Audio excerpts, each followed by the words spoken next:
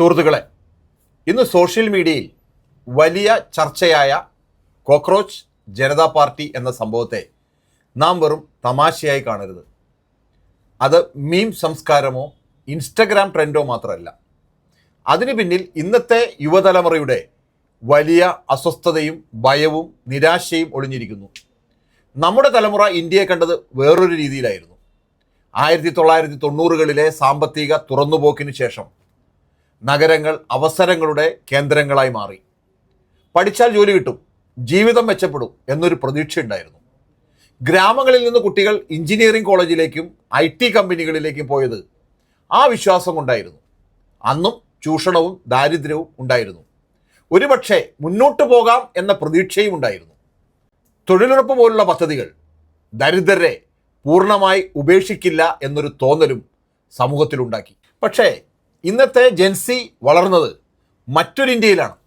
2008 സാമ്പത്തിക പ്രതിസന്ധിക്ക് ശേഷം വളർന്ന ഈ തലമുറയ്ക്ക് കിട്ടിയത് തൊഴിലില്ലായ്മ, അസമത്വം, കുത്തനെ ഉയരുന്ന ജീവിത ചെലവ്, സാമൂഹിക വിഭജനങ്ങൾ, ഹിന്ദുത്വ രാഷ്ട്രീയത്തിൻ്റെ ആക്രമണ സ്വഭാവം, കോവിഡ് കാലത്തിൻ്റെ മാനസിക ആഘാതം ഇതൊക്കെയായിരുന്നു. ഇന്ന് യുവാക്കൾ ജീവിക്കുന്നത് ജിഗ് ജോലികളിലും താൽക്കാലിക തൊഴിലുകളിലും ആണ്. ശമ്പളം കുറവ്, വീടുകളുടെ വാടക അമിതം, സ്ഥിര ജോലി കിട്ടുമോ എന്നുറപ്പില്ല. ഇനി AI വരുന്നതോടുകൂടി അവരുടെ ഭാവിയെക്കുറിച്ചുള്ള ഭയവും അവർക്ക് വർദ്ധിച്ചു. അതേസമയം സമൂഹം യുവാക്കളെ മറ്റൊരു വഴിയിലേക്ക് തള്ളുന്നു, ഉപഭോഗ സംസ്കാരത്തിലേക്ക്. ഫോൺ, ഫാഷൻ ബ്രാൻഡുകൾ, കഫേകൾ, സോഷ്യൽ മീഡിയ, ലൈഫ് സ്റ്റൈൽ, ഇതിലൊക്കെയിലൂടെ തന്നെ യുവാക്കളുടെ സാമൂഹ്യ വില നിർണ്ണയിക്കപ്പെടുന്നു. ഇന്ന് കാഴ്ചയുടെ ലോകമാണ്. സോഷ്യൽ മീഡിയയിൽ ഇല്ലെങ്കിൽ, ട്രെൻഡിൽ ഇല്ലെങ്കിൽ സമൂഹം തന്നെ മറക്കുമോ എന്ന ഭയം പലർക്കുണ്ട്.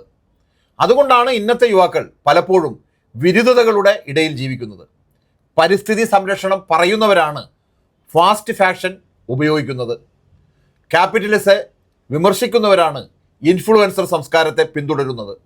പക്ഷേ അത് അവരുടെ വ്യക്തിപരമായ തെറ്റല്ല. ഇന്നത്തെ വ്യവസ്ഥ തന്നെയാണ് പ്രതിഷേധത്തെയും ഒരു വിൽപ്പന വസ്തുവാക്കി മാറ്റിയത്. മുമ്പത്തെ തലമുറകൾക്ക് യൂണിയനുകളും വായനശാലകളും വിദ്യാർത്ഥി പ്രസ്ഥാനങ്ങളും രാഷ്ട്രീയ സംഘടനകളും ഉണ്ടായിരുന്നു. സമൂഹത്തെ മനസ്സിലാക്കാൻ കൂട്ടായ ഇടങ്ങളുണ്ടായിരുന്നു. പക്ഷേ ഇന്നത്തെ യുവാക്കൾ വളരെ കണക്റ്റഡ് ആണെങ്കിലും അത്രയും ഒറ്റപ്പെട്ടവരുമാണ്. അവരുടെ സൗഹൃദങ്ങളും രാഷ്ട്രീയ ബോധവും വികാരങ്ങളും എല്ലാം മൊബൈൽ സ്ക്രീനുകൾ വഴിയാണ് രൂപപ്പെടുന്നത്. അതുകൊണ്ടാണ് രാഷ്ട്രീയം ഇന്നവർക്ക് മീമുകളിലൂടെയും റീലുകളിലൂടെയും തമാശകളിലൂടെയും എത്തുന്നത്. ഹാസ്യവും ട്രോളും രാഷ്ട്രീയ ഭാഷയായി മാറിയിരിക്കുന്നു. കോക്രോച്ച് എന്ന പദം അത്ര വേഗത്തിൽ വൈറലായത് അതുകൊണ്ടാണ്. കാരണം പല യുവാക്കളും ഇതിനകം തന്നെ തങ്ങളെ സമൂഹത്തിൽ വില കുറഞ്ഞവരായി അനുഭവിക്കുന്നു. ജോലിയില്ലാത്തവർ, അമിതമായി ജോലി ചെയ്യുന്നവർ, കുറഞ്ഞ ശമ്പളമുള്ളവർ, എപ്പോഴും വിലയിരുത്തപ്പെടുന്നവർ, അവർക്ക് ആ വാക്കിൽ സ്വന്തം ജീവിതത്തിൻ്റെ ഒരു പ്രതിഫലനം കണ്ടു. പക്ഷേ ഇന്നത്തെ യുവാക്കളുടെ പ്രതിഷേധം പഴയതുപോലെയല്ല. തെരുവ് സമരങ്ങൾക്ക് പകരം ഹാഷ്ടാഗുകളും മീം യുദ്ധങ്ങളും ട്രോളിങ്ങുമാണ് കൂടുതലായി കാണുന്നത്. അത് രാഷ്ട്രീയം ഇല്ല എന്നർത്ഥമില്ല.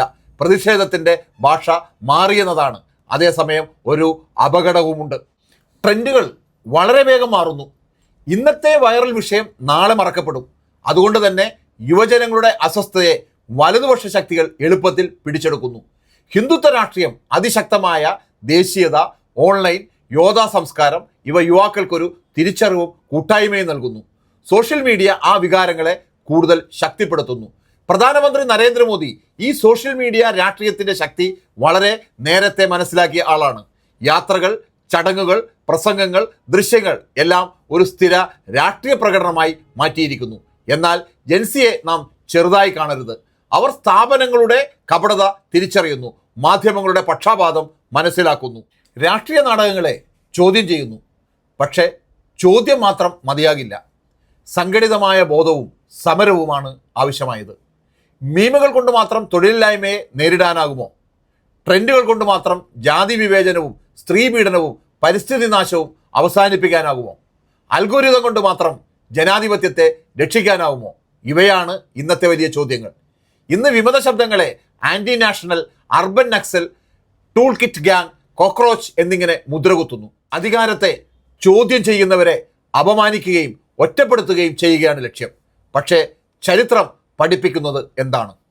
ചൂഷണത്തെയും അനീതിയെയും ചോദ്യം ചെയ്യുന്ന ശബ്ദങ്ങളെ പൂർണ്ണമായി ഇല്ലാതാക്കാൻ ഒരിക്കലും സാധിച്ചിട്ടില്ല.